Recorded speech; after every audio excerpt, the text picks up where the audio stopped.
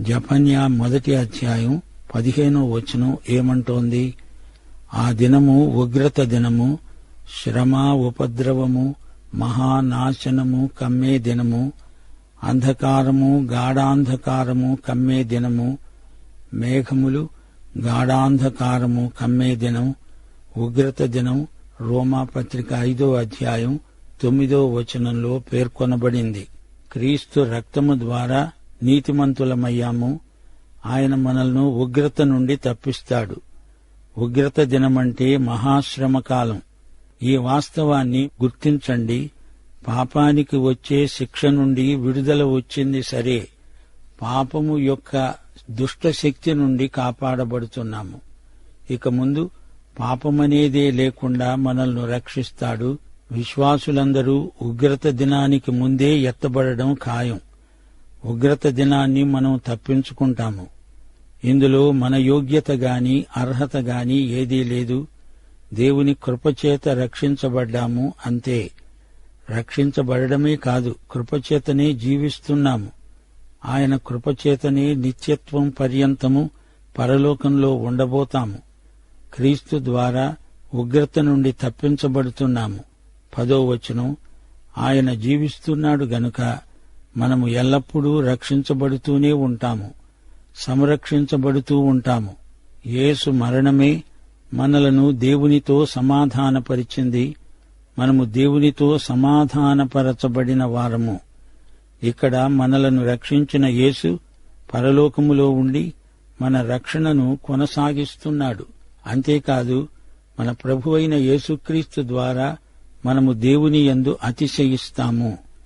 ఆయన ద్వారానే మనకి సమాధాన స్థితి ప్రాప్తించింది. ఇది ఆనందాతిశయం, మహానందం. సమాధాన స్థితిలో యేసు ప్రాయశ్చిత్త బలి ఇమిడి ఉంది. దేవుని యందు మనకెంతో ఆనందం. నీ పరిస్థితులు ఎలా ఉన్నా, నీకెన్ని సమస్యలున్నా, నీవు నీ దేవుని యందు మహానందమొందుతావు. ఆయన సజీవ దేవుడు, సత్యవంతుడు, సర్వశక్తిమంతుడు. ఆయన మనల్ని రక్షించాడు.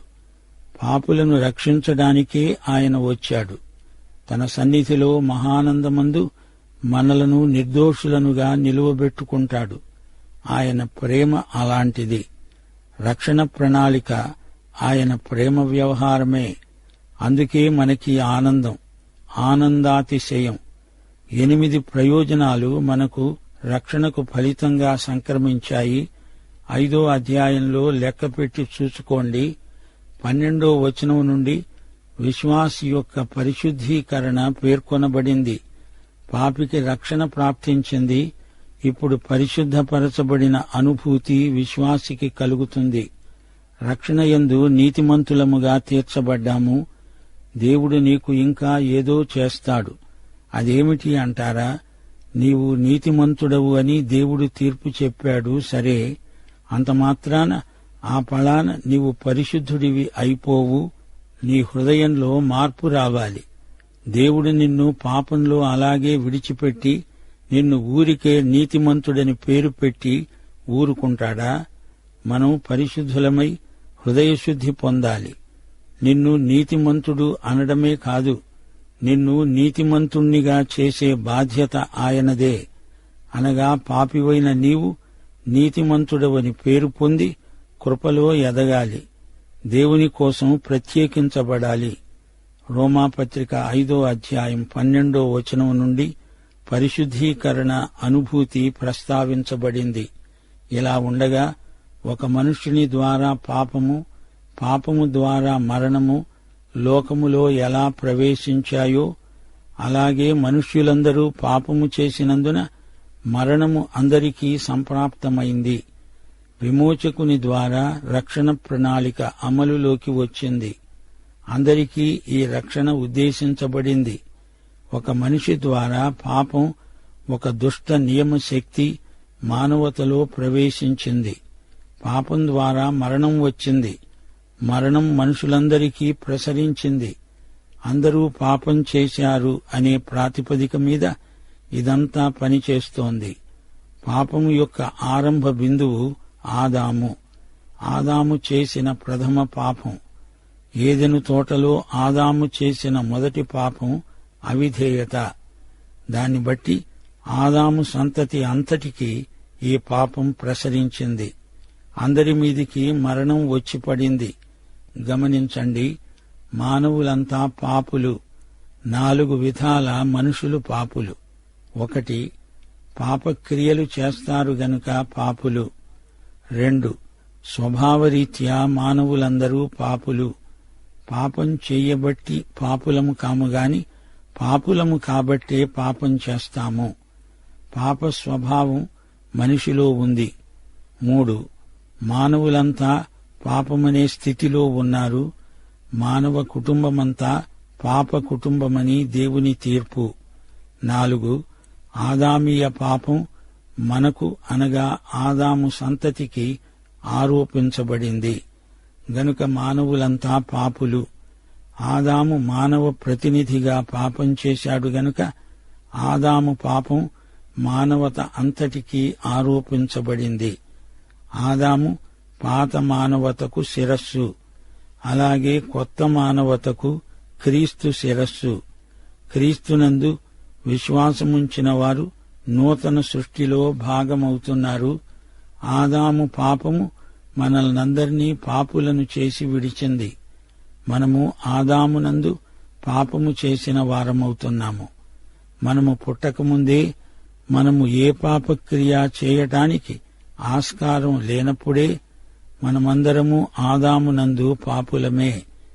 హెబ్రీ పత్రిక 7వ అధ్యాయం 9వ వచనం, 10వ వంతులను పుచ్చుకొనే లేవీ కూడా అబ్రహాము ద్వారా దశమాంశములను ఇచ్చాడు. లేవీ పుట్టకమునుపే అతడు మెల్కీసెదెకుకు 10వ భాగాలు చెల్లించాడు. మెల్కీసెదెకు అతని పితరుణ్ణి కలుసుకున్నప్పుడు లేవీ తన పితరుని గర్భములో ఉన్నాడు. మనము ఆదామునందు పుట్టకమునుపే ఎప్పుడో పాపులము, పాపం చేసిన వారము అయ్యాము.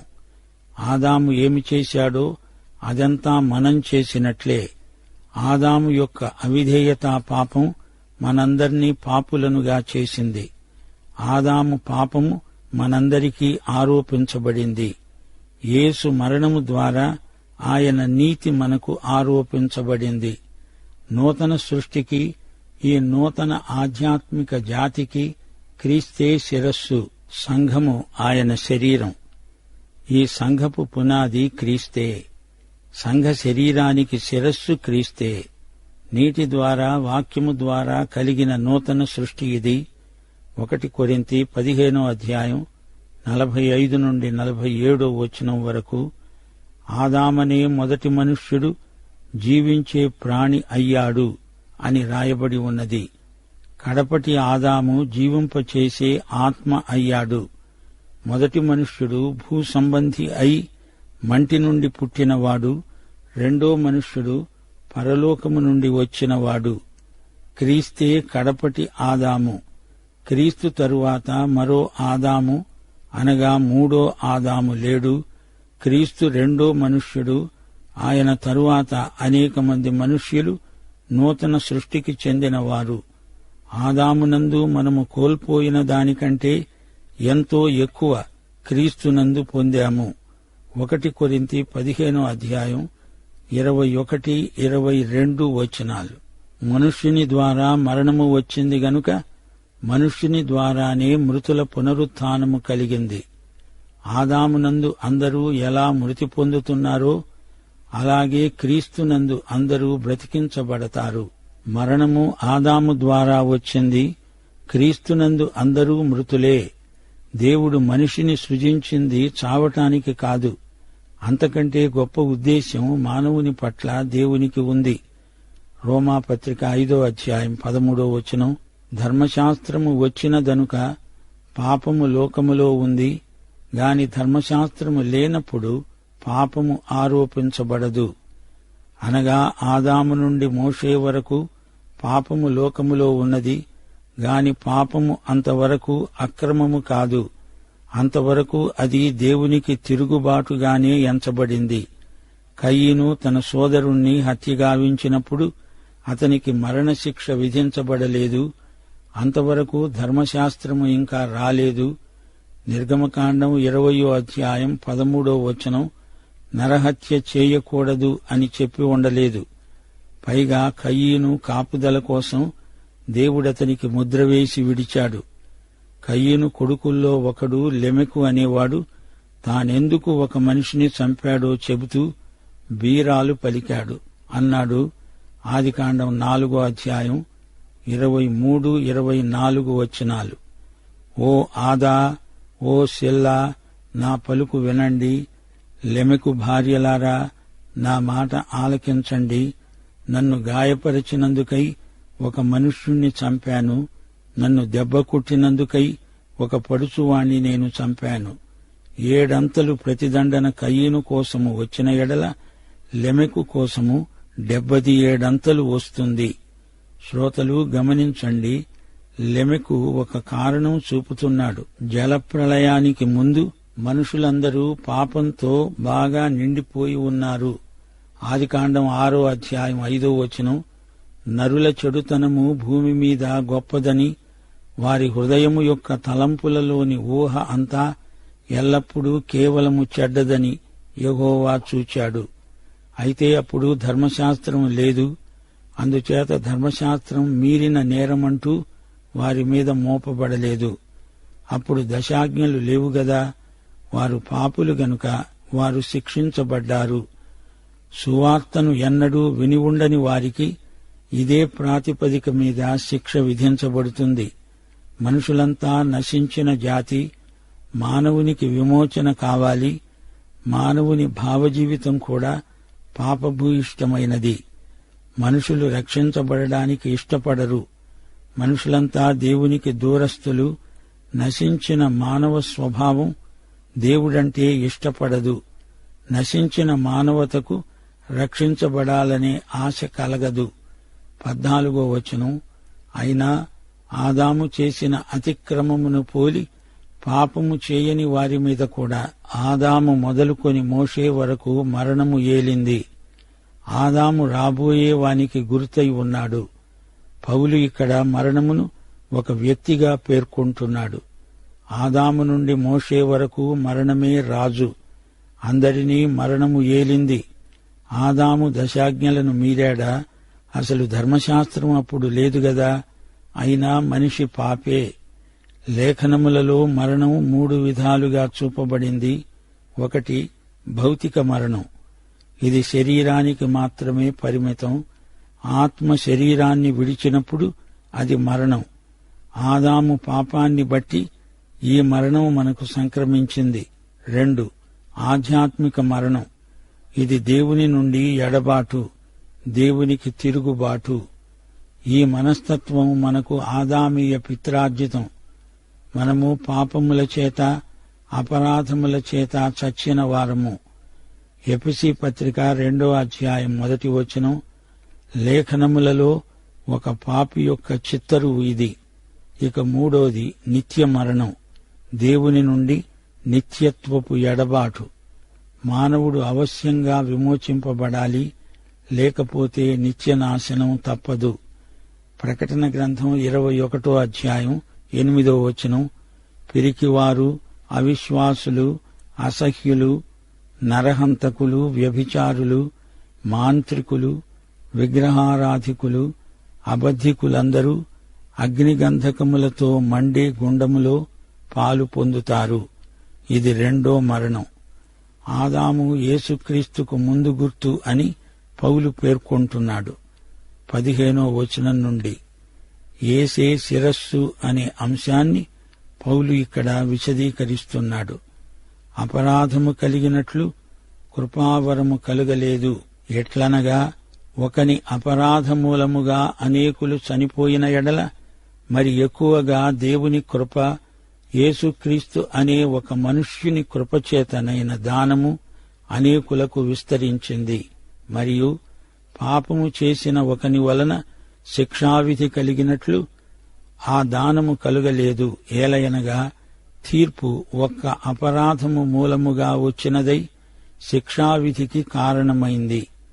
కృపావరమైతే అనేకమైన అపరాధముల వలన వచ్చినదై మనుష్యులు నీతిమంతులుగా తీర్చబడడానికి కారణమైంది. మరణము ఒకని అపరాధము మూలముగా వచ్చినదై ఆ ఒకని ద్వారానే ఏలిన ఎడల కృపాబాహుళ్యమును నీతి దానమును పొందేవారు జీవము గలవారై మరి నిశ్చయముగా యేసుక్రీస్తు అనే ఒకని ద్వారానే ఏలుతారు. కాబట్టి తీర్పు ఒకని అపరాధమూలమున వచ్చినదై మనుష్యులకందరికీ శిక్షావిధి కలగడానికి ఏలాగు కారణమైందో అలాగే ఒక్క పుణ్యకార్యము వలన కృపాదానము మనుష్యులకందరికీ జీవప్రదమైన నీతి విధించబడడానికి కారణమైంది. ఏలయనగా ఒక మనుష్యుని అవిధేయత వలన అనేకులు పాపులుగా ఎలా చేయబడ్డారో అలాగే ఒకని విధేయత వలన అనేకులు నీతిమంతులుగా చేయబడతారు. మరియు అపరాధము విస్తరించునట్లు ధర్మశాస్త్రము ప్రవేశించింది. అయినా పాపము మరణమును ఆధారము చేసుకుని ఎలా ఏలిందో అలాగే నిత్యజీవము కలగడానికి నీతి ద్వారా కృప మన ప్రభువైన యేసుక్రీస్తు మూలముగా ఏలే నిమిత్తము పాపము ఎక్కడ విస్తరించిందో అక్కడ కృప అపరిమితముగా విస్తరించింది. వింటున్నారా? క్రీస్తునందు మనకు కృపాబాహుళ్యమున్నది. ఏదేను తోటలో ఆదాము హవ్వల కంటే క్రీస్తునందు మనకు ఎంతో ఎక్కువ ఇవ్వబడుతోంది. హెబ్రీ పత్రిక 11వ అధ్యాయం 13వ వచనం ఏమంటోంది? వీరందరూ ఆ వాగ్దానముల ఫలము అనుభవించకపోయినా దూరము నుండి చూచి వందనము చేసి తాము భూమి మీద పరదేశులము యాత్రికులము అయి ఉన్నామని ఒప్పుకొని విశ్వాసము గలవారై మృతి నొందారు.